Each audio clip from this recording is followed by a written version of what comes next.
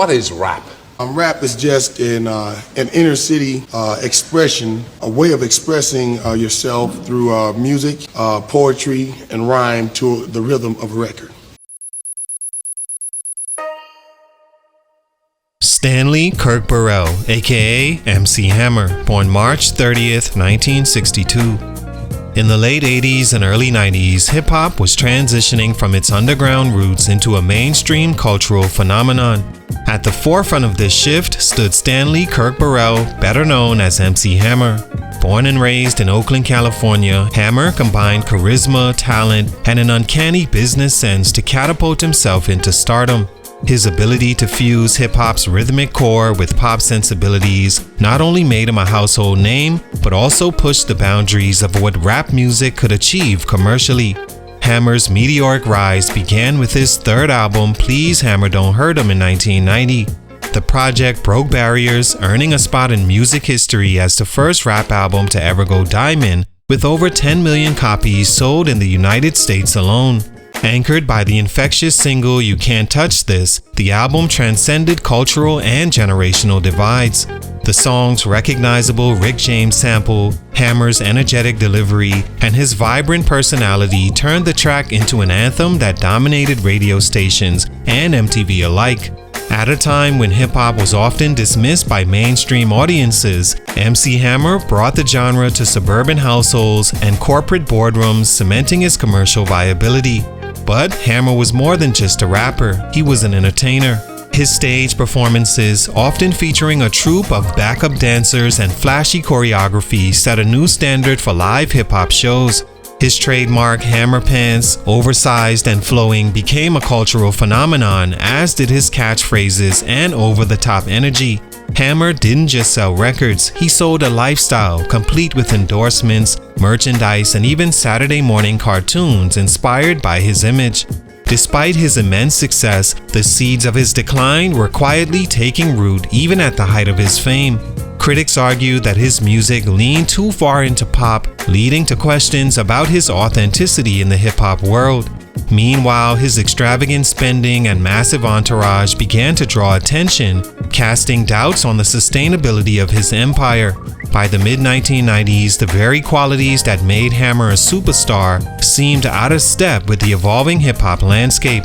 MC Hammer was a man who went from breaking barriers to battling irrelevance all within a single decade, what led to his dramatic fall from grace. In today's feature, we'll look at his groundbreaking contributions before diving into 3 reasons his growth was stunted. What happened? Let's talk about it. Salute to Florida's _finest on IG for this request. It's your boy JC, StuntedGrowthMusic.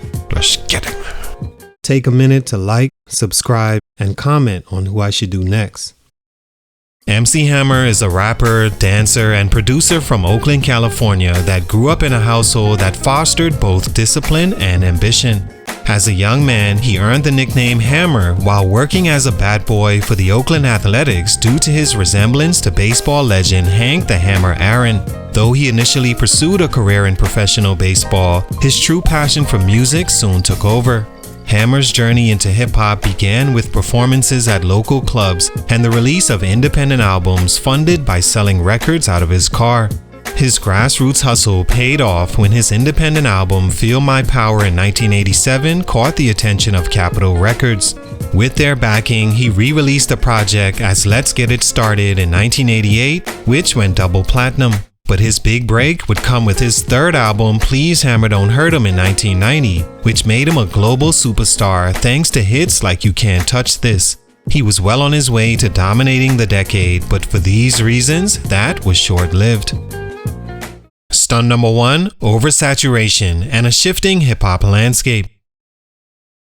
Why do so many people get on Hammer? I mean, the man sold 10 million records. MC Hammer's meteoric rise to fame was historic, but the factors that made him a superstar also led to his decline.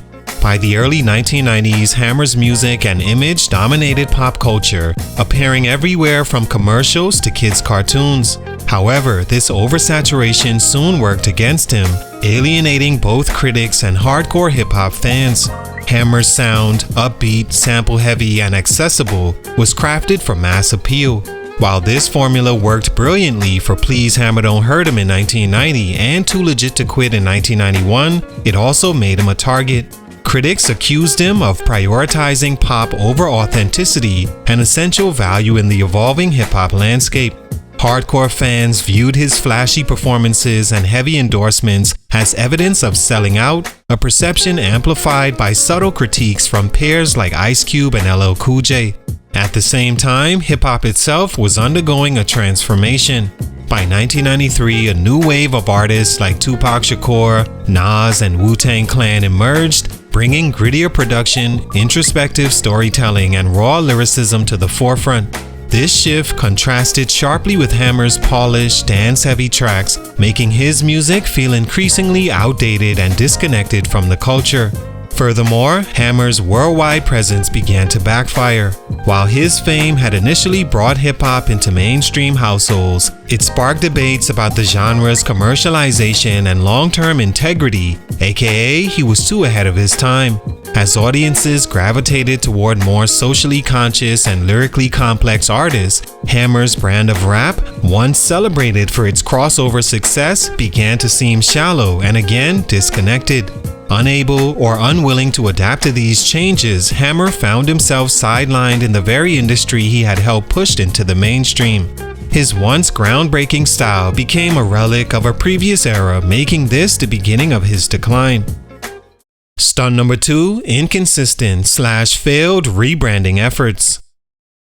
He did sell 10 million records, but crack fiends bought 10 million rocks. That don't mean crack is good. As MC Hammer's popularity began to decline in the early 90s, he attempted to rebrand himself to stay relevant in an industry that was rapidly changing. In 1994, he released The Funky Headhunter, a stark departure from his upbeat, family-friendly persona.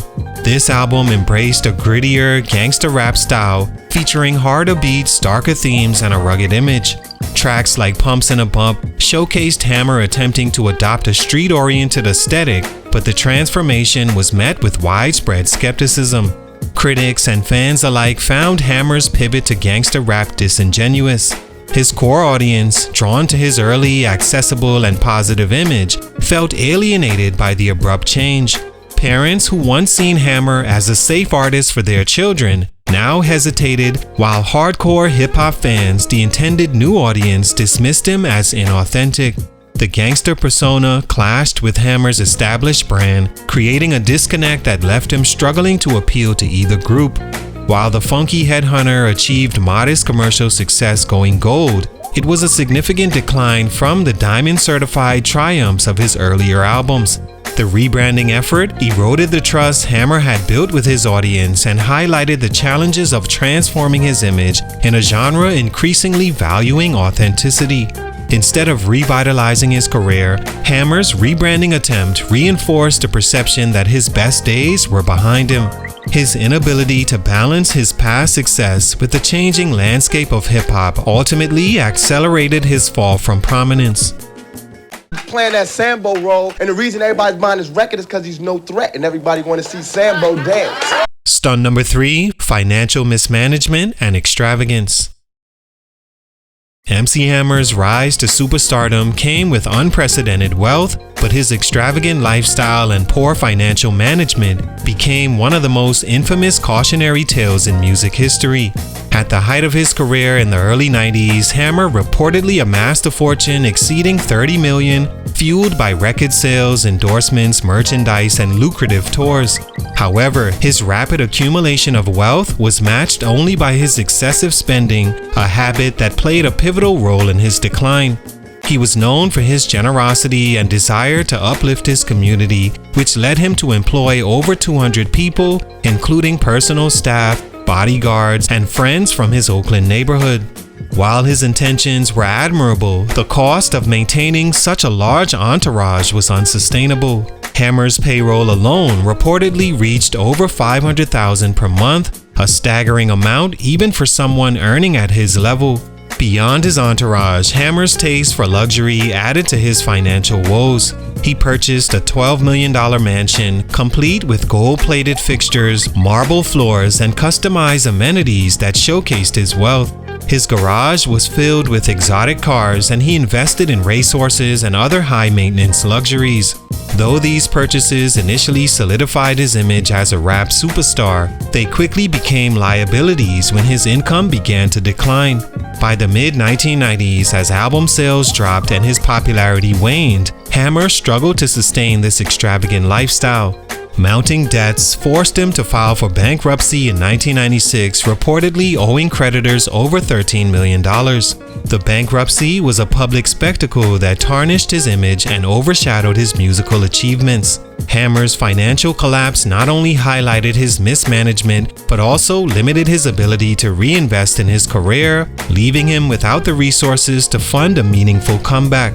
Ultimately, his financial troubles became both a symptom and a cause of his decline. While Hammer's generosity and ambition was commendable, they were not enough to prevent the harsh realities of unsustainable spending, which played a significant role in his fall from grace. All in all, MC Hammer's career is a story of meteoric rise and dramatic fall, but it's also a testament to his impact on hip-hop and popular culture. At his peak, Hammer broke barriers, taking rap music to a level of mainstream success previously thought unattainable. His dynamic performances, iconic fashion, and unforgettable hits like You Can't Touch This made him a cultural icon and helped hip-hop gain widespread acceptance. However, his decline serves as a cautionary tale of the pitfalls of fame. Oversaturation, an inconsistent rebranding attempt, and financial mismanagement combined to erode his status as a superstar. Yet, despite his fall, Hammer's contributions to hip-hop cannot be denied. He paved the way for future artists to blend commercial appeal with the genre's core elements, showing that rap could dominate the global stage. Ultimately, MC Hammer's legacy remains as both a pioneer and a lesson in the complexities of sustained success. Salute, much respect to a legend, but for these reasons, his growth was stunted. It's your boy JC StuntedGrowthMusic. Hit him out. I'm down with him because he's a brother and he's making his mail. Well, we obviously have some strong feelings here.